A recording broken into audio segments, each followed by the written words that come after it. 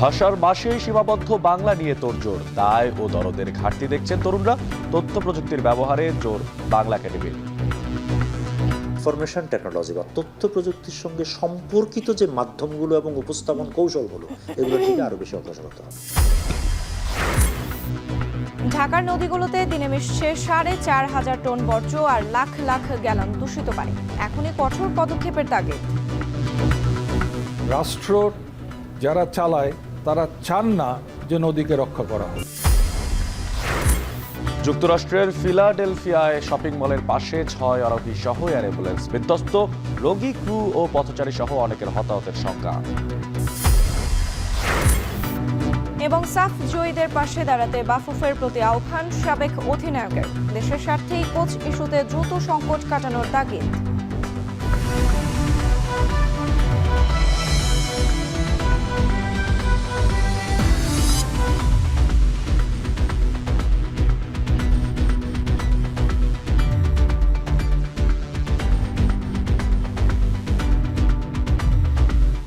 স্বাগত এখন বাজারে। পুরো আয়োজনের সঙ্গে আছি আমরা দুজন, আমি মশিউর অনিক এবং আমি সুমেয়া রাত্রি। ৫২ রক্তাক্ত আত্মত্যাগের মধ্য দিয়ে পাওয়া মাতৃভাষা বাংলা। কয়েক দশক পেরিয়েও মাতৃভাষা বাংলার ব্যবহার সার্বজনীন করা যায়নি। বিশ্বায়ন আর ভিনদেশি সংস্কৃতির আধিপত্যে বেড়েছে বাংলার প্রতি উদাসীনতা। তবে তরুণ প্রজন্মের দাবি, বাংলা ভাষার প্রতি দায় ও দরদ বাড়াতে উদ্যোগী হতে হবে রাষ্ট্রকেই। তথ্য প্রযুক্তির বিকাশের সাথে সর্বস্তরে বাংলা প্রচলনের কার্যক্রম চলমান, বলছে বাংলা একাডেমি। সাজিদ আরাফাতের প্রতিবেদন।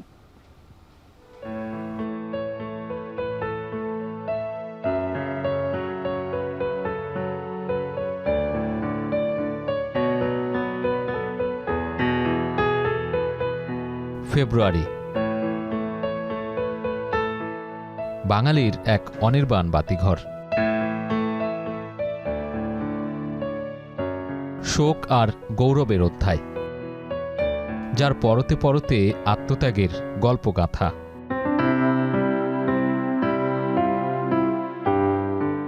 রক্তের দামে কেনা মায়ের ভাষা। ৫২ ফেব্রুয়ারিতে রফিক, শফিক, বরকত, জব্বারদের প্রাণের বিনিময়ে পেয়েছে রাষ্ট্রভাষার মর্যাদা।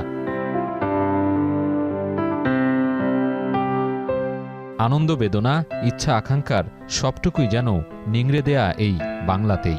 শেকড়ের নির্যাস খুঁজে পাওয়া যায় মায়ের ভাষায়।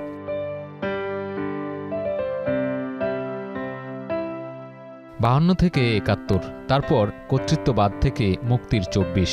এই দীর্ঘ পথ চলায় মাতৃভাষার প্রচলন যেখানে অপরিহার্য, সেখানে বাংলা ভাষার প্রতি অবমূল্যায়নও কম নয়।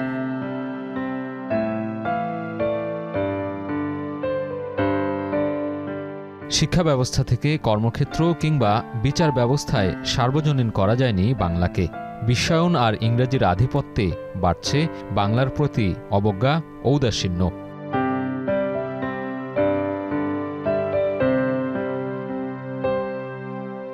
তবে বাংলা ভাষার প্রতি দায় ও দরদে যে ছেদ, তা দূর করে সার্বজনীন করার আহ্বান তারুণ্যের কণ্ঠে। নিজের ভাষাটা খুবই গুরুত্বপূর্ণ। এই যে আমার দেশের যুগ যুগ যুগ যুগ ধরে শিল্প সাহিত্যিকরা কত কিছু আমাদের জন্য সৃষ্টি করে রেখে গেছেন, সেটা শুধু আমাদেরকে বিনোদনই দেয় না, আমাদেরকে আমাদের চরিত্র তৈরি করে, আমাদের চিন্তাবোধের জায়গা তৈরি করে, নতুন দ্বার উন্মোচন করে দেয়। বাংলা ভাষার একটা অবমূল্যায়নের মধ্য দিয়েই কিন্তু যেতে হচ্ছে। বিশেষ করে আমরা ফেব্রুয়ারি মাস আসলে আমরা ভাষার গুরুত্বটা, বাংলা ভাষার গুরুত্বটা বা দরদের বিষয়টা সামনে আনি, কিন্তু অন্য সময়ে কিন্তু আমরা খুব একটা এটার গুরুত্ব উপলব্ধি করতে পারি না, এবং বাংলা ভাষার প্রচার এবং প্রসারের ক্ষেত্রে আমরা কিন্তু খুব একটা তৎপরতা লক্ষ্য করি না।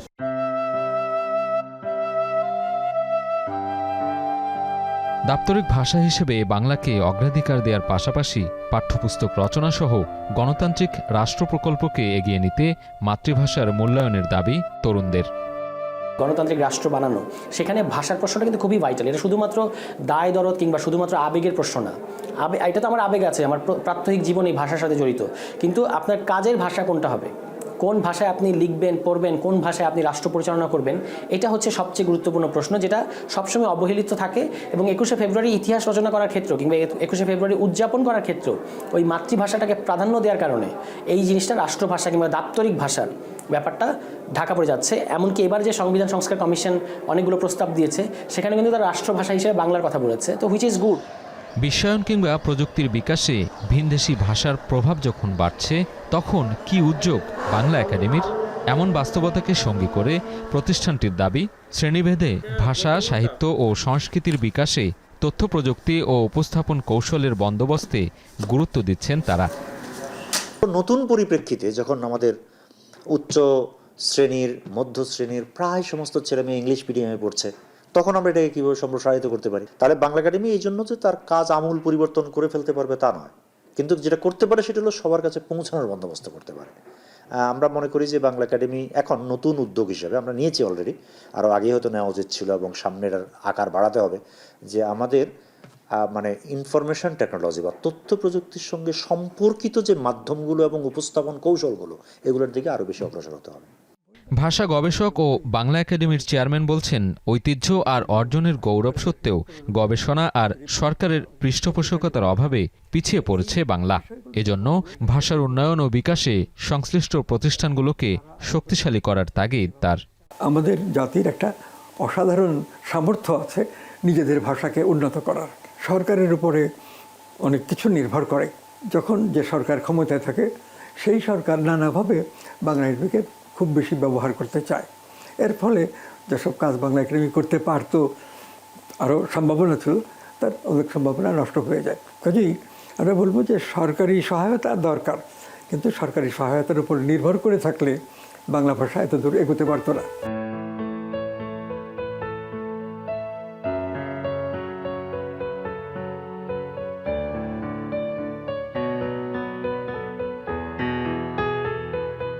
বাঙালির অস্তিত্ব, সাংস্কৃতিক ও ঐতিহ্যগত মর্যাদার প্রশ্নে অবহেলা নয়, সাংবিধানিক বাধ্যবাধকতার পাশাপাশি আইন প্রয়োগ করে বাংলা ভাষার ব্যবহার সর্বস্তরে ছড়িয়ে দেওয়ার পাশাপাশি আন্তর্জাতিকভাবে বাংলাকে তুলে ধরার আহ্বান সবার।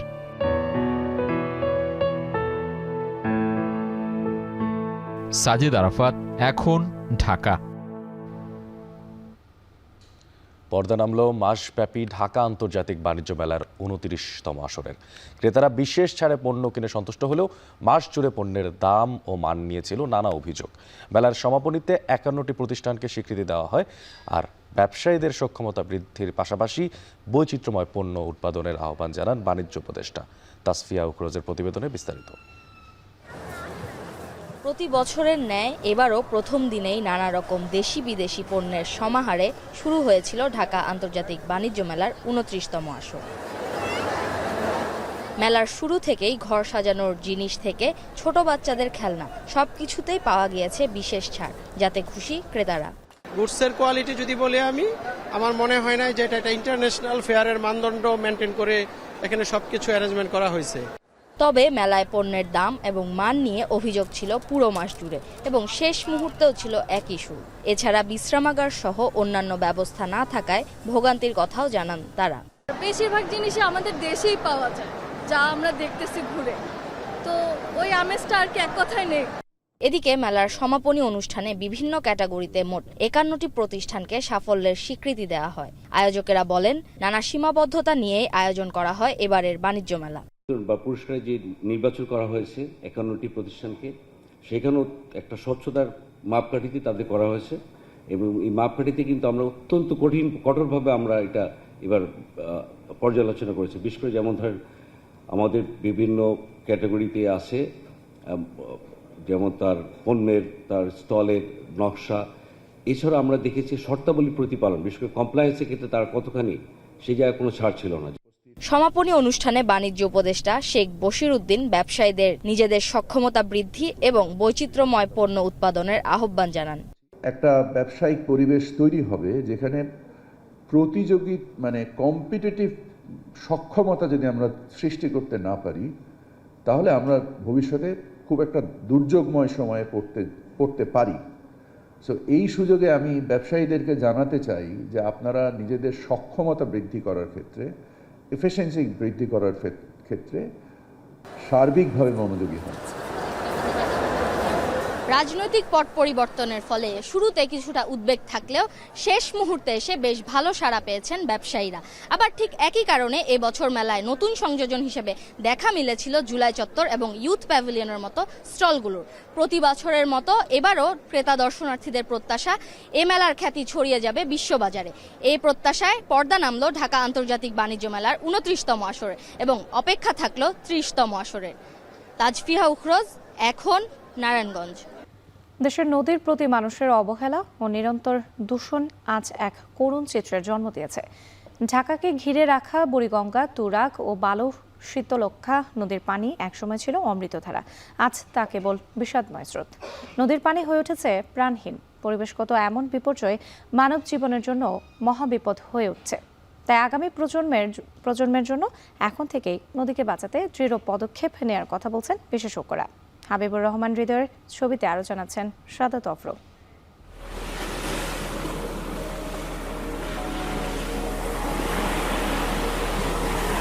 ছলছল শব্দ,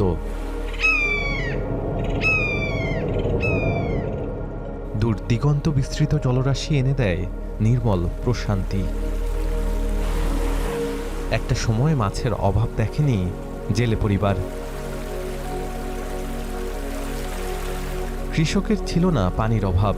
এই অঞ্চলে সর্বোচ্চই ছিল সুপেয় পানি। প্রায় নিষ্প্রাণ নদীতে কান পাতলে এখন আর টের পাওয়া যায় না ঢেউয়ের ধ্বনি। নেই আল মাহমুদের সেই নদী, যে নদীর শরীর ভরা বোয়াল মাছে। নদীর আশ্রয়ে গড়ে উঠেছে যে শহর, সেই শহরই যেন নদীকে মেরেছে তিলে তিলে। দোলাই নদী হয়ে ঢাকাকে আশ্রয় দিয়েছে যে বুড়িগঙ্গা, তার গর্ভে নেই প্রাণের অস্তিত্ব। পানির রং হয়েছে কালচে দুর্গন্ধময়। নগরীর চারপাশের তুরাগ, বালু ও শীতলক্ষার প্রায় একই দশা। বর্ষাকালে আমরা এই নদীতে গোসল করছি। আমি এই ৩৬ বছর ধরে ঘাটে, এই আগে এত ময়লা ছিল না।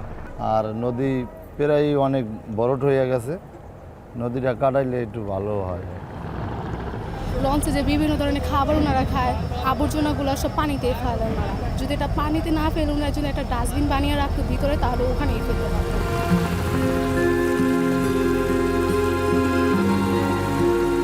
পরিবেশ অধিদপ্তরের সমীক্ষায় উঠে এসেছে প্রতিদিন রাজধানীর চারপাশের নদীগুলোতে প্রায় ৪,৫০০ টন বর্জ্য ও ৫৭ লাখ গ্যালন দূষিত পানি ফেলা হয়। এমন দূষণের ফলে রাসায়নিক বর্জ্য নদীর পানি থেকে ভূগর্ভস্থ বিশুদ্ধ পানিতে ঢুকছে প্রতিনিয়ত। এই যে এই নদীটি, এই নদীর নাম হচ্ছে বংশী নদী। এই নদীতে একটা সময় জাল ফেললেই উঠে আসতো মাছ আর মাছ, কিন্তু এখন সেই মাছ আর নেই। তার সাথে সাথে বদলে গেছে যেই স্বচ্ছ পানি, সেই পানির রঙও হয়ে গেছে পুরোপুরি কালচে। আর গত ৫ বছর ধরে এই জালগুলো এভাবেই অবসর নিয়েছে।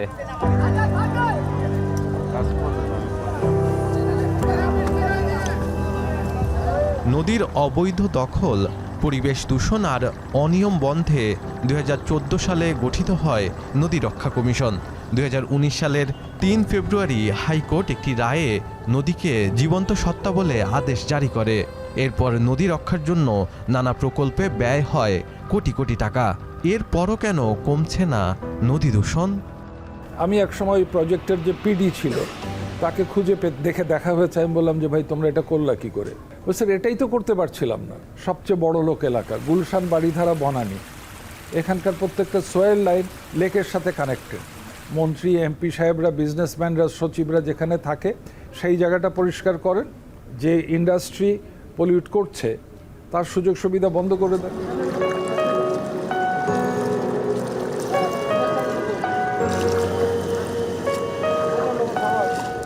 সংবিধানে নদীকে জনসম্পদ হিসেবে স্বীকৃতি দেওয়া হলেও সরকারের সদিচ্ছার যথেষ্ট অভাব রয়েছে বলে মনে করেন পরিবেশবিদরা।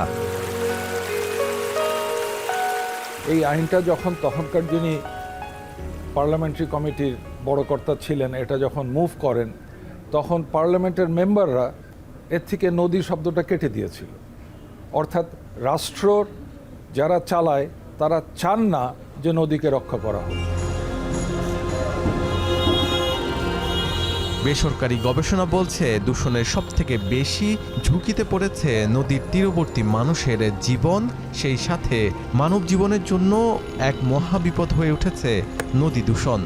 তো জনগণ সেই লিডার তৈরি করবে যখন তার মানসিকতার কাছাকাছি যাবে। কিন্তু এখানে যেটা সমস্যা হয়ে গেছে যে মানসিকতার মধ্যে কিন্তু এখনও ওই নদী কেন্দ্রিক যেটাকে আমরা বলি বাংলাদেশ কী বলে নদীমাতৃক দেশ, সেই জায়গায় কিন্তু আমরা এখনও যেতে পারিনি। বিশ্লেষকরা বলছেন কঠোর আইন প্রয়োগ, জনগণের সচেতনতা ও রাজনৈতিক নেতৃত্বের সদিচ্ছাই পারে নদীকে আগের রূপে ফিরিয়ে নিতে। শাহাদাত অভ্র, এখন ঢাকা। এদিকে বারবার উদ্যোগ নেয়ার পরও প্রাণ ফিরে পাচ্ছে না বরিশাল শহরের মাঝ দিয়ে বয়ে যাওয়া খালগুলো। বিভিন্ন সময়ে খনন আর পরিষ্কারের উদ্যোগ নেওয়া হলেও তা কার্যকর হচ্ছে না। একই সাথে দখলদারদের দৌরাত্মে প্রশস্ততা কমে মরে যাচ্ছে জলধারা। প্রশাসন বলছে খালগুলোর অস্তিত্ব জাগাতে নানামুখী পরিকল্পনা নেওয়া হয়েছে। আরও জানাচ্ছেন সহকর্মী অমিত হাসান। বরিশাল নগরীতে একসময় প্রবহমান ছিল সাগরদী, চাঁদমারি, নাপিতখালী, লাকুটিয়া, নবগ্রাম, আমানুদ্গঞ্জ, টিয়াখালী, কাশীপুর সহ 22টি ছোট বড় খাল। তবে কালের বিবর্তনে বর্তমানে অস্তিত্ব মেলে মাত্র 6টি খালের, যেগুলোর বেশিরভাগই মৃতপ্রায়। ব্যবহার হচ্ছে বাসাবাড়ির সুয়ারেজ লাইনের পানি কিংবা ময়লা আবর্জনা অপসারণে। প্রতিনিয়ত ময়লা আবর্জনা ফেলার কারণে খালগুলো যেন ময়লার ভাগাড়ে পরিণত হয়েছে। দীর্ঘদিন খনন না হওয়া আর দখলদারদের দৌরাত্মে নাব্য সংকটের পাশাপাশি প্রশস্ততা কমে নালার আকার পেয়েছে খালগুলো। বর্ষা মৌসুমে ভারী বৃষ্টিতে নগরী জুড়ে দেখা দেয় জলাবদ্ধতা। ভোগান্তি পোহাতে হয় নগরবাসীকে। যতদিন পর্যন্ত ভাটা জোয়ার না আসবে খালে, ততদিন পর্যন্ত এই জলাবদ্ধতা প্লাস এই ময়লা রোধ করা সম্ভব নয়। যত আবর্জনা সব পোরসাফা সব খালের ভিতরে ফেলায়, এই জন্য খাল যতই কাটে ভরিয়া যায়। স্থায়ীভাবে কিছু দেখা যায় না, এইভাবেই চলতেছে। জনগণের যে ভোগান্তি, সেইভাবে ভোগান্তি রয়ে গেল। যত স্থাপনা আছে খালের পাশে সরকারি সম্পত্তির উপর, ওইগুলা মানে দূর করার জন্য কর্তৃপক্ষের নিকট আবেদন জানাই। সাম্প্রতিক সময়ে একটি বাজেটও এসেছে 6টি খাল সংস্কারের জন্য। তারপরও খালগুলো দখলে দূষণে প্রায় নিঃশেষ হওয়ার পথে। দাবি জানাচ্ছি যে যথাযথভাবে এই খালগুলোর সংস্কার করা এবং পরিচ্ছন্ন নগরী আমাদেরকে উপহার দেওয়ার জন্য। 2016 সালে জেলা প্রশাসন ঢাকঢোল পিটিয়ে নগরীর পোর্ট রোড থেকে নতুল্লাবাদ পর্যন্ত বয়ে চলা জেল খালটি অবৈধ দখলদারদের হাত থেকে উদ্ধার ও পরিচ্ছন্নতা করার কাজ শুরু করেছিল। সবশেষ 2019 সালের শেষ দিকে পরিচ্ছন্নতা অভিযানে নামে বরিশাল সিটি কর্পোরেশন। এসব খালে ময়লা আবর্জনা অপসারণ করে পানির প্রবাহ স্বাভাবিক রাখার চেষ্টা করা হয়। তবে কিছুদিন পরেই ফের ময়লার ভাগাড়ে পরিণত হয় খালটি। এবার আবারও খালটির গতি প্রবাহ ফেরাতে নতুন করে উদ্যোগ নিয়েছে জেলা প্রশাসন। খালের যে সীমানাটা আছে সেই সীমানা ধরে কিন্তু আমরা উচ্ছেদগুলো করব এবং খালটাকে আবার পূর্বের অবস্থায় ফিরিয়ে আনবো। খালটাকে যেন ময়লা না করতে পারবো, ময়লা আবর্জনা না ফেলে। এই জন্য সকলের সহযোগিতা চাচ্ছি আমরা। আমাদের জেলা প্রশাসনের পক্ষ থেকে এবং সিটি কর্পোরেশনের পক্ষ থেকে সবসময় এটা মনিটরিং থাকবে। একদিকে খালগুলো পরিষ্কার করা হচ্ছে, অন্যদিকে কয়েকদিনের মধ্যেই দেখা যাচ্ছে খালগুলোর এমন চিত্র। মিলছে না কোনো সুষ্ঠু বা স্থায়ী সমাধান। খুব দ্রুত সময়ের মধ্যে খালগুলো পরিষ্কার এবং খনন করা গেলে বরিশালের সৌন্দর্য বৃদ্ধির পাশাপাশি জলাবদ্ধতা নিরসন হবে বলে মনে করছেন সংশ্লিষ্টরা। অমিত হাসান, এখন বরিশাল। ফেনীতে অবাধে চলছে নদী থেকে বালু উত্তোলন, এতে বাড়ছে নদী ভাঙন। এজন্য প্রভাবশালী সিন্ডিকেটকে দুষছেন স্থানীয়রা। বলছেন এভাবে বালু উত্তোলন অব্যাহত থাকলে নদীতে বিলীন হয়ে যাবে ঘরবাড়ি। সুলেমান ডালিমের প্রতিবেদন। ফেনী নদী তীরবর্তী গ্রামের জয়চাঁদপুর গ্রামের বাসিন্দা রমজান আলী। একসময় তার ও তার পরিবারের 32 হেক্টরের বেশি ফসলি জমি থাকলেও এখন সবই নদী গর্ভে। সব হারিয়ে বর্গা খাটছেন অন্যের জমিতে। রমজান আলীর অভিযোগ, অপরিকল্পিতভাবে বালু উত্তোলনের কারণে বেড়েছে নদী ভাঙন। এগুলো সব কাটার মাংসে এখনো পানিকে কম কাটের, এখন রাত্রে কাটে খুব জোরে, বুঝছেন। একই চিত্র ফেনী সদর, সোনাগাজী, ছাগলনাইয়া, ফুলগাজী পরশুরাম উপজেলার। এর মধ্যে সবচেয়ে বেহাল গোপাল ইউনিয়নের। নদীগর্ভে বিলীন হওয়ার পথে সড়ক ও নিষ্কুঞ্জরা শিল্পনগরী। স্থানীয়রা জানান, বাধা দিতে গেলে অস্ত্রসহ বিভিন্ন হুমকি দেয় সন্ত্রাসীরা। প্রশাসনের তৎপরতায় মাঝে মাঝে উত্তোলন বন্ধ থাকলেও রাতের আধারে আবারও চলে কার্যক্রম। মেরেছিলি বাংলাদেশের কারণে অন্তত 50,000 একর জমিন মাছের প্রকল্প করি আমরা বাচ্চারা বানালাইছে। এখান থেকে রাতের আধারে বালু তুলে বালু বিক্রি করে ফেলছে। এটার কারণে দেখেন আপনার নদীটা কিন্তু ছিল আরো অনেক দূরে, এই নদীটা এখন চলে আসছে এখানে। এই নদী ভাঙ্গনে আমাদের ঘর দুয়ার, গরু ছাগল, হাঁস মুরগ সব চলে গেছে। এখন তো যে পরিস্থিতি, এই যে রাস্তাও চলার মতন, রাস্তাও ভাঙি গেলে আমরা বলতে পারল। স্থানীয়দের অভিযোগ, সরকারি হিসেবে 8টি বালুমহল থাকলেও বালু উত্তোলন হচ্ছে অর্ধশতাধিক স্থান থেকে, যা থেকে প্রতি মাসে শত কোটি টাকা হাতিয়ে নিচ্ছে একটি চক্র। জেলা প্রশাসন বলছে বালুমহলের কোনোটিতেই বর্তমানে ইজারা নেই। ঝুঁকিপূর্ণ এলাকাগুলোতে লাল পতাকা টাঙিয়ে দেওয়া হয়েছে। বিভিন্ন এলাকায় অভিযান চালিয়ে 200-র বেশি ড্রেজার সহ বিভিন্ন সরঞ্জাম জব্দ করা হয়েছে। বালু সন্ত্রাসীদের দৌরাত্ম্য ঠেকাতে অভিযান চলছে বলেও জানান জেলা প্রশাসক। ইতিমধ্যে প্রায় আমরা 200-র বেশি ড্রেজার আমরা জব্দ করেছি। অবৈধভাবে যারা বালু উত্তোলন করছে তাদের এই অবৈধ কার্যক্রম যাতে বন্ধ করতে পারি সেজন্য আমাদের অভিযান সবসময় অব্যাহত থাকবে। ফেনীর সুপুপুর ইউনিয়নের জয়চাঁদপুর গ্রামের এই যে বিশাল জলরাশি ফেনী নদীর, এখানে একসময় ছিল বিস্তীর্ণ ফসলি জমি, ছিল গর্ভবতী জনপদ। সেই জনপদ বিলীন হয়েছে অব্যাহতভাবে বালু তোলার কারণে। এভাবেই যদি চলতে থাকে তাহলে এই জনপদ বিলীন হবে। ঝুঁকির মধ্যে রয়েছে এখানকার যে সরকারি আশ্রয় প্রকল্প রয়েছে সেটিও। সুলাইমান ডালিম, এখন ফেনী। যুক্তরাষ্ট্রের ফিলাডেলফিয়ায় একটি শপিং মলের পাশে 6 আরোহী নিয়ে ছোট এয়ার অ্যাম্বুলেন্স বিধ্বস্ত হয়েছে। ঘটনাস্থলে কাজ করছে উদ্ধারকর্মীরা। এ সময় আশেপাশের কয়েকটি বাসভবন ও যানবাহনে আগুন ধরে যায়। বিমান বিধ্বস্তের আগে যাত্রীরা বিমান থেকে বের হতে পেরেছিলেন কিনা বিষয়টি এখনও নিশ্চিত হওয়া সম্ভব হয়নি, তবে বহু হতাহতের আশঙ্কা করছে স্থানীয় প্রশাসন।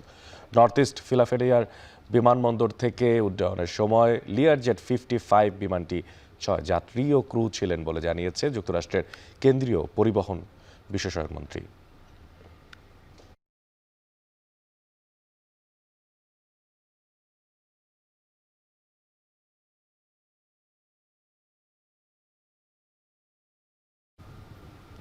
এখন বাজারে নিচ্ছে একটা বিরতি, ফিরছি একটু পরে, সাথে থাকুন।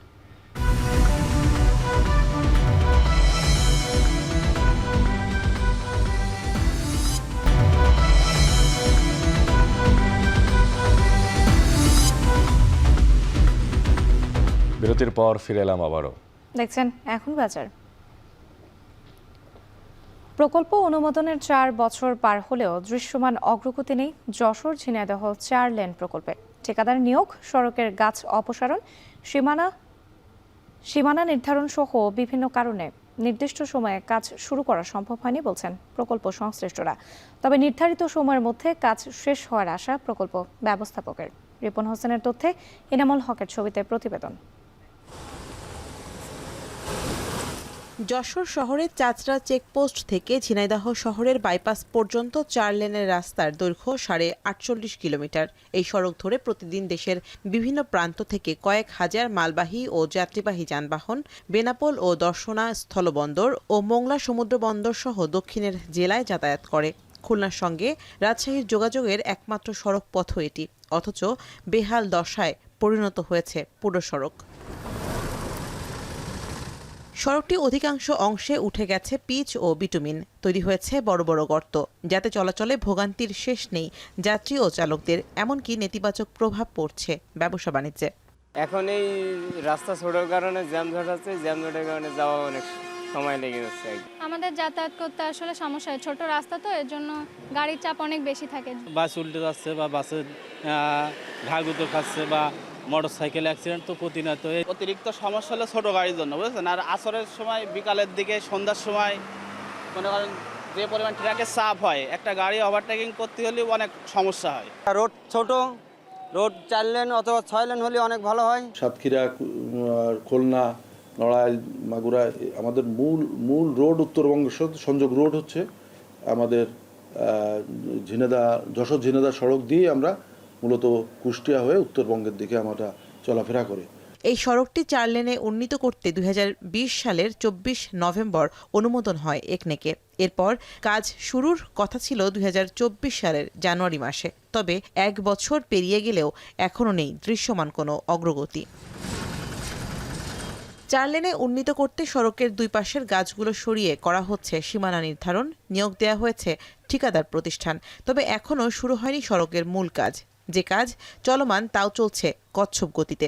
যদিও সড়ক ও জনপথ বিভাগ বলছে ঠিকাদার নিয়োগ, সড়কের গাছ অপসারণ, সীমানা নির্ধারণ সহ বিভিন্ন কারণে প্রকল্প বাস্তবায়নে তৈরি হয়েছে ধীরগতি। তবে নির্ধারিত সময়ের মধ্যে কাজ শেষ করা হবে বলে আশাবাদ ব্যক্ত করেন তিনি।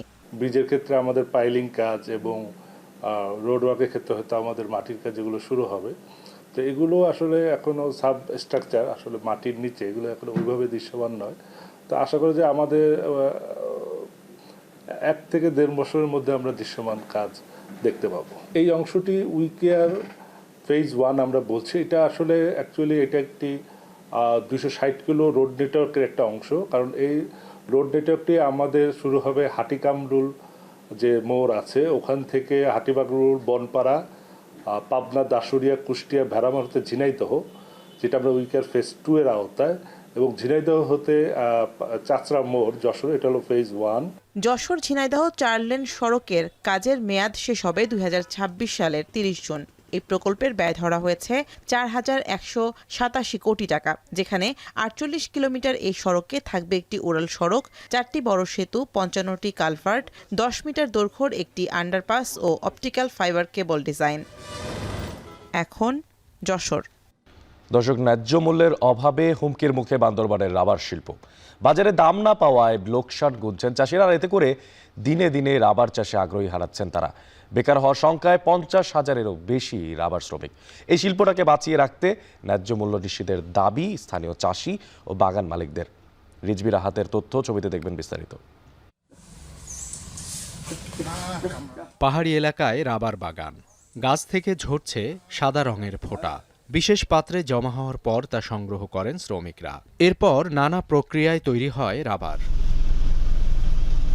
পাহাড়ি অঞ্চলে রাবার তৈরির এই রীতি চলছে যুগের পর যুগ। পার্বত্য জেলা বান্দরবানের লামা, আলীকদম ও নাইক্ষ্যংছড়ি উপজেলার বিস্তীর্ণ এলাকার উঁচু নিচু ভূমিতে চাষ হয় রাবার গাছ। এখানকার মাটি ও আবহাওয়া উপযোগী হওয়ায় উৎপাদনও ভালো হয়। তবে ন্যায্য দাম না পাওয়ায় লোকসানে চাষি ও বাগান মালিকরা। সরকার কর্তৃক যে রেটটা রয়েছে সেটা কিন্তু বর্তমান আমাদের যে পার্বত্য এলাকা এখানে কিন্তু আমরা পাচ্ছি না। যে উৎপাদন হয় বর্তমানে রাবার বিক্রি করে কোনোভাবেই কর্মচারীদেরকে বেতন দেয়া এবং নিজেরা উৎপাদনের খরচ পুষিয়ে তোলা কোনোভাবেই সম্ভব হচ্ছে না। দামগুলি খারাপ দেখাচ্ছে। এই দামটার উপর আমি ওই লোকগুলোর খুঁজে বের করার জন্য মাননীয় জেলা প্রশাসক, ইউনু মহোদয়, রাবার বোর্ডের সংশ্লিষ্ট যারা জড়িত আছে রাবারের সাথে, আমি তাদের সুদৃষ্টি আকর্ষণ করছি। গাছ থেকে সংগ্রহ করা কাঁচা মাল থেকে তৈরি প্রতি কেজি রাবারের দাম বাজারে 288 টাকা হলেও চাষিরা পাচ্ছেন মাত্র 150 থেকে 160 টাকা। এতে উৎপাদন খরচ মেটাতেই হিমশিম অবস্থা চাষি ও ক্ষুদ্র ব্যবসায়ীদের। ফলে রাবার চাষে কমছে আগ্রহ। কর্মহীন হওয়ার শঙ্কায় রাবার শিল্পের সাথে জড়িত শ্রমিকরা। বিষয়টি নিয়ে প্রশাসনিক উদ্যোগ নেয়ার কথা জানিয়েছেন উপজেলা নির্বাহী কর্মকর্তা। প্রত্যক্ষ এবং পরোক্ষভাবে অনেক লোকেরই জীবিকা এখানে জড়িত আছে। এখানে এখন ওনারা যেসব ওনাদের সমস্যাগুলোর কথা তুলে আমাদেরকে স্মারকলিপি দিয়েছেন, এই শাস্তি আমাদের মাননগর জেলা প্রশাসক মহোদয় বরাবর ফরওয়ার্ড করে দিব। জেলায় 15,000 একরের বেশি ভূমিতে চাষ হয় রাবার। এ শিল্পের মাধ্যমে জীবিকা নির্বাহ করেন 50,000-এর বেশি মানুষ। এখন বান্দরবান। পাহাড়ি জনপথ রাঙামাটিতে সড়কের দুই পাশের ফুটপাতে বসে হাট, যেখানকার অধিকাংশ বিক্রেতাই নারী। বিক্রি হয় পাহাড়ে উৎপাদিত ফল, শাকসবজি, জুমের চাল, ঐতিহ্যবাহী পিঠাপুলি সহ মৌসুমী বিভিন্ন পণ্য। বিস্তারিত জানাতে যুক্ত হচ্ছেন জিয়াউর রহমান জুয়েল। জুয়েল, সপ্তাহে কোন কোন দিন এই হাট বসে এবং একই সাথে জানতে চাই হাট ঘিরে ক্রেতা সাধারণদের আগ্রহ আর লেনদেনের পরিমাণ কেমন?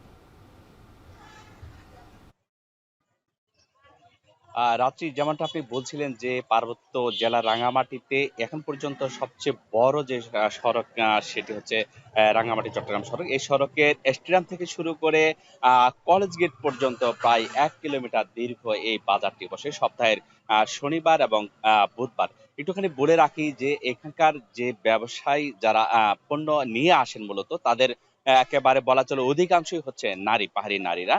তাদের যে জুম রয়েছে, পাহাড়ি এলাকা রয়েছে, সেখানে তাদের উৎপাদিত ফল, শাকসবজি, বিভিন্ন মৌসুমী পণ্য এবং যে জুমের চাল এবং সবচেয়ে বড় ব্যাপার যেটি হচ্ছে যে তাদের একেবারে ঐতিহ্যবাহী যে সুস্বাদু পিঠাপুলি রয়েছে সেগুলো তারা এখানে বাজারে নিয়ে আসে। এই ভোর হতে হতে তারা এই বাজারটিতে আসেন। বিশেষ করে এখানে রাঙ্গামাটি শহরের আশেপাশে যে উপজেলাগুলো রয়েছে এবং খাগড়াছড়ি, মহালছড়ি থেকে পর্যন্ত তারা এখানে আসেন।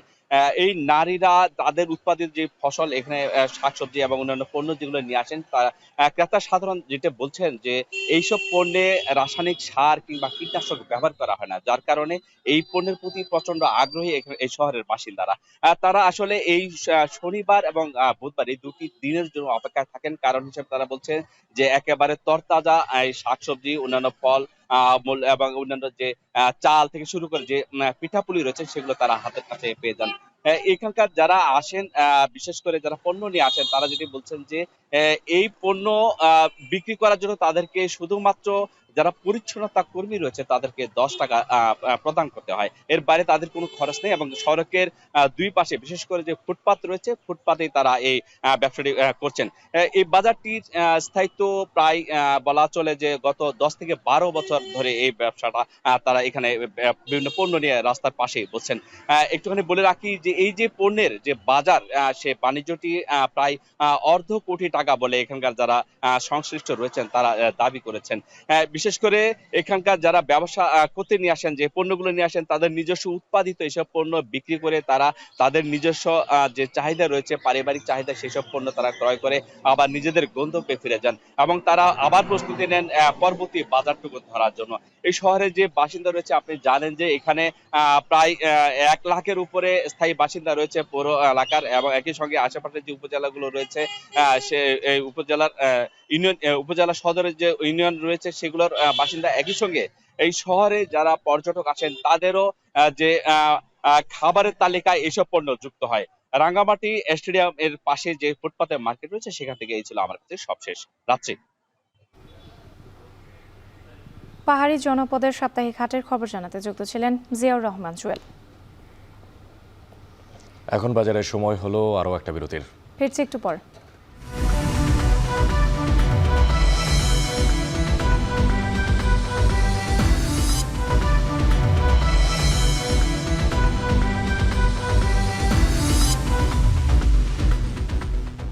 বিরতির পর ফিরে এলাম আরো একবার। আপনারা দেখছেন এখন বাজার।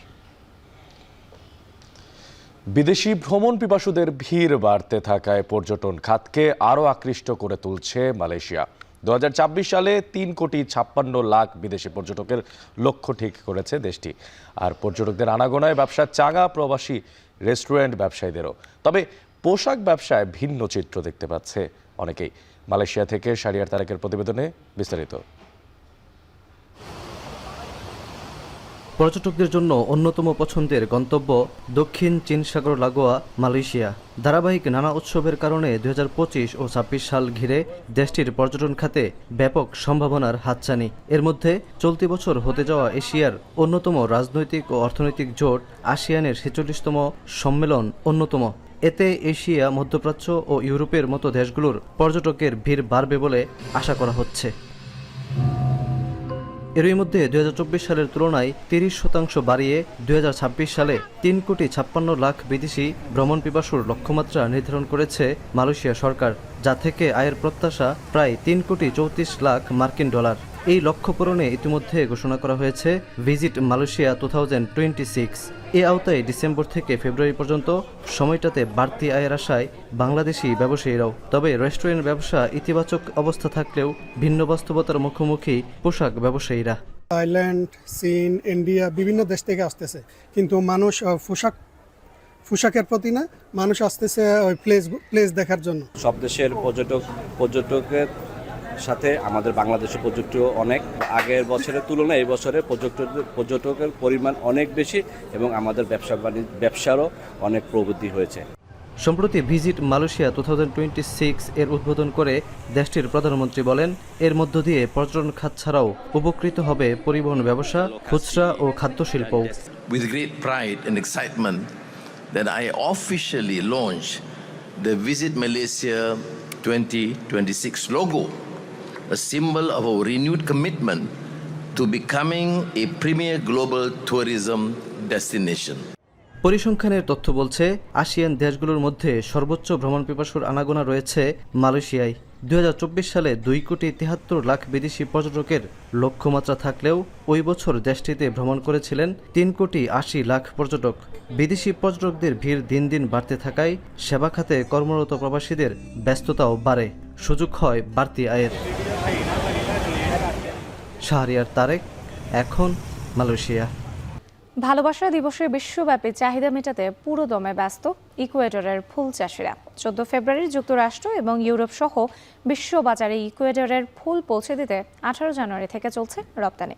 ফুল রপ্তানিতে দেশটির বিমানবন্দরেও বেড়েছে ব্যস্ততা। এবছরের ভ্যালেন্টাইন্স ডে মৌসুমে রপ্তানির পরিমাণ 3 থেকে 5% বাড়বে বলে প্রত্যাশা বিমানবন্দর কর্তৃপক্ষের। তৌহিদুর রহমান জানাচ্ছেন বাকিটা। নজরকাড়া সৌন্দর্য ছড়াচ্ছে টকটকে লাল গোলাপ।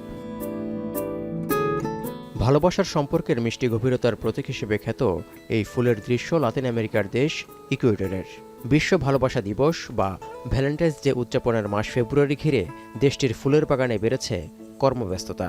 গাছের পরিচর্যা ও ফুল সংগ্রহে ব্যস্ত চাষিরা। 14 ফেব্রুয়ারির আগেই যুক্তরাষ্ট্র এবং ইউরোপের চাহিদা মেটাতে রপ্তানির জন্য প্রস্তুত করা হচ্ছে গোলাপ। সবচেয়ে ভালো মানের গোলাপ সরবরাহের মধ্য দিয়ে বহির্বিশ্বের ফুলের বাজারে নিজেদের সুনাম ধরে রাখতে চান ইকুয়েডরের ফুল ব্যবসায়ীরা। নিজেদেরকে বিশ্বসেরা গোলাপের উদ্ভাবক বলেও দাবি করেন তারা। Definitivamente la rosa ecuatoriana es la mejor del mundo. Yo considero por el tamaño que tiene, por el largo de sus tallos y por el tamaño de la cabeza que tiene, es la más grande del mundo y eso se da porque se cultiva a varios metros sobre el nivel del mar.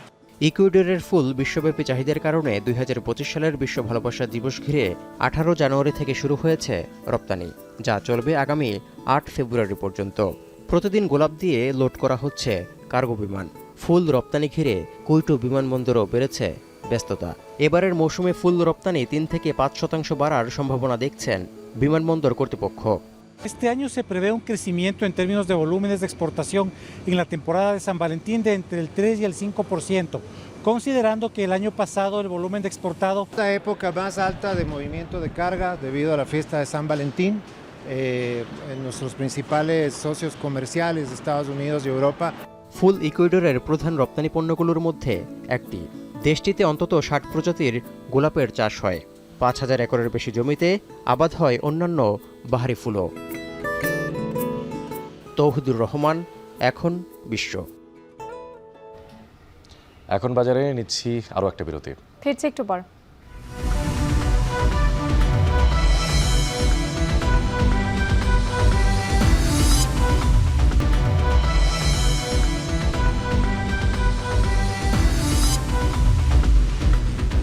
বিরতির পর ফিরে এলাম আরও একবার।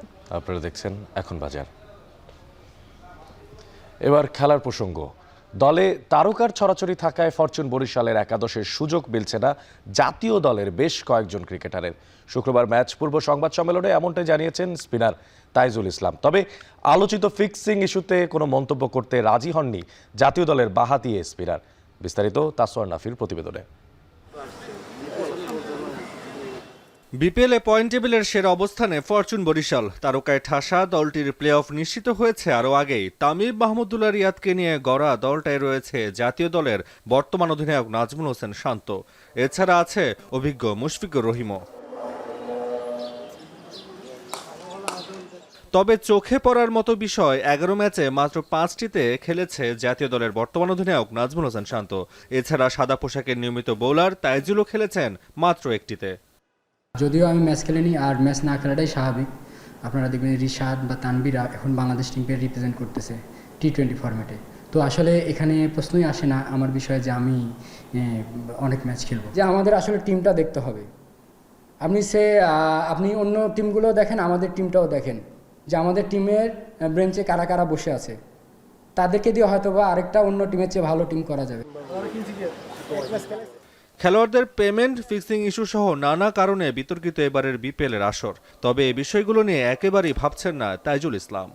না আসলে ভাই, এটা আসলে আমার জানার পার্ট না, বিকজ এটা কি হচ্ছে না হচ্ছে আসলে এটা সব কিছু এটা ক্রিকেট বোর্ড দেখতেছে, তো এটা নিয়ে আসলে মাথা ঘামানোর বিষয় আমার না। পেমেন্ট আলহামদুলিল্লাহ আমরা 50% অলরেডি পেয়েছি এবং হয়তো বা সামনে আরও 2-4 দিনের মধ্যে হয়তো বা আরও 25% পাবো আর কি। তাসওয়ান নাফি, এখন, ঢাকা। দেশের স্বার্থে কোচ পিটার বাটলারের সঙ্গে নারী ফুটবলারদের দ্বন্দ্ব মেটানোর আহ্বান জানিয়েছেন জাতীয় দলের সাবেক অধিনায়ক শেখ মোহাম্মদ আসলাম। তার মতে সাফ জয়ী কন্যাদের পাশে দাঁড়ানো উচিত বাফুফের। ওয়াসিউল হক পান্থ জানাচ্ছেন বাকিটা। আমরা কোচকে সম্মান জানিয়ে নিজেদের সম্মান নিয়ে এখান থেকে যাব। নারী ফুটবলে মেঘের ঘনঘটা সেই নেপাল সফর থেকেই, যদিও মেঘ কেটে এক চিলতে রোদ্দুরের দেখা মিলেছিল সাফ চ্যাম্পিয়ন হবার পর। মেয়েদের আপত্তি মূলত ইংলিশ কোচ পিটার বাটলারকে নিয়ে। তার বিরুদ্ধে সাবিনাদের অভিযোগের শেষ নেই। এ নিয়ে নিয়ন্ত্রক সংস্থা বাফুফেকেও জানিয়েছে তারা। তবে সিনিয়র ফুটবলারদের অভিযোগ আমলে না নিয়ে উল্টো বাটলারের সঙ্গে চুক্তির মেয়াদ আরও 2 বছরের জন্য বাড়ায় বাফুফে। এতে ক্ষোভে ফুঁসে ওঠেন সাবিনারা। এমন ঘোলাটে পরিস্থিতির জন্য বাফুফেকে দুষছেন কিংবদন্তি ফুটবলার শেখ আসলাম। যেহেতু মহিলা উইংয়ের দায়িত্বে একজন আছেন, তার কাঁধেই বর্তায় এই জিনিসগুলো। ব্যর্থতা এবং সফলতা দুটোই তার কাঁধে যায়। যাদের নিয়ে আমি রেজাল্ট আশা করব, তাদের মতামতটাকেই প্রায়োরিটি দেওয়া উচিত ছিল এবং অবশ্যই তাদের মতামত এখানে গ্রহণযোগ্য হবে, কারণ তার যে কোচের আন্ডারে তারা ট্রেনিং করবে এবং ওই ট্রেনিংটা যদি তাদের মনোপুত না হয়, ডেফিনেটলি ওইখানে তারা ফাঁকি দিবে অথবা ট্রেনিংটা কোনো না কোনো জায়গায় ইগনোর করবে তারা। সাবিনাদের সংবাদ সম্মেলনের পরপরই বৃহস্পতিবার রাতে জরুরি বৈঠক করে 7 সদস্যের তদন্ত কমিটি গঠন করে বাফুফে। তবে ক্রীড়াঙ্গনের তদন্ত কমিটিগুলো থেকে যায় লোকচক্ষুর অন্তরালে। ইমরুল হাসান, ফাহাদ করিমদের কাছে আসলামের চাওয়া দৃষ্টান্তমূলক সিদ্ধান্তের। চুলচেরা বিশ্লেষণ করে যেন তদন্তটা জনসমক্ষে আনা হয়। এক্সপেকটেশন থাকবে যে definitely it must be open for all, সবাই যেন জানতে পারে যে একটা দৃষ্টান্তকারী সিদ্ধান্ত যেন সমাজ পেতে পারে, সেটাই আমি তদন্ত কর্মকর্তাদের উপর আশা করব। কোচ ফুটবলার এই দ্বন্দ্ব দেশের মর্যাদা ক্ষুণ্ণ করবে বলে আশঙ্কা করছেন সাবেক এই অধিনায়ক। একটা খারাপ দৃষ্টান্ত তো অবশ্যই এর একটা ব্যাড ইফেক্ট তো পড়বেই। ওয়াসিউল হক পান্থ, এখন, ঢাকা। শেষ করছি এখন বাজার। যাওয়ার আগে শিরোনামগুলো আরও একবার। ভাষার ভাষায় সীমাবদ্ধ বাংলা নিয়ে তোড়জোড়, দায় ও দরদের ঘাটতি দেখছেন তরুণরা, তথ্য প্রযুক্তির ব্যবহারে জোর বাংলা একাডেমি। ইনফরমেশন টেকনোলজি বা তথ্য প্রযুক্তির সঙ্গে সম্পর্কিত যে মাধ্যমগুলো এবং উপস্থাপন কৌশলগুলো, এগুলোর দিকে আরো বেশি অগ্রসর হতে হবে। ঢাকার নদীগুলোতে দিনে মিশছে 4,500 টন বর্জ্য আর লাখ লাখ গ্যালন দূষিত পানি। এখনই কঠোর পদক্ষেপের তাগিদ। রাষ্ট্র যারা চালায় তারা চান না যে নদীকে রক্ষা করা হোক। যুক্তরাষ্ট্রের ফিলাডেলফিয়ায় শপিং মলের পাশে 6 আরোহী সহ এয়ার অ্যাম্বুলেন্স বিধ্বস্ত। রোগী, ক্রু ও পথচারী সহ অনেকের হতাহতের সংখ্যা।